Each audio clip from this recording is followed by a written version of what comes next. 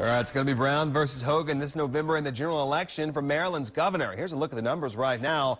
Voters made their decision yesterday on primary day. And ABC 2 News Mega Nights live in Annapolis with a reaction from both sides of the aisle. Well, Charlie, in this general election for November, it's going to be a real estate broker versus the state's lieutenant governor. Anthony Brown won the Democratic primary yesterday. He campaigned on expanding Maryland's economy, including creating a commission to study tax reform. He also wants to offer universal pre-K by 2018. His opponent, Republican Larry Hogan, again a real estate broker, also has some political experience serving in former Governor Robert Ehrlich's administration in the early 2000s. He also focused heavily on economic issues leading up to this primary and has criticized the tax increases during the O'Malley administration. This may be our last chance to turn this state around before it's too late.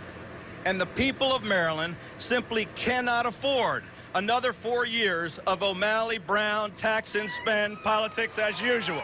This campaign isn't about where we've been. It's about where we're going. It's about what's next. It's about our future. It's about opportunity. It's about building a better Maryland for more Marylanders as we move.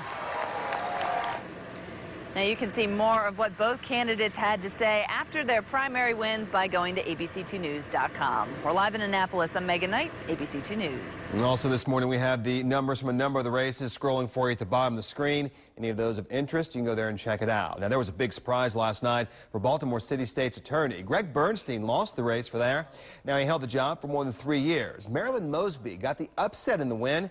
She's relatively new to Maryland politics, but started as a prosecutor in the city state's attorney's office back when Pat Jessamy was the boss.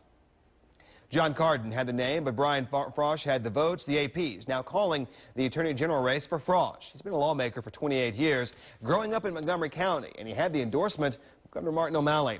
Frosch will now be up against Republican Jeff Pritzker in the November general election.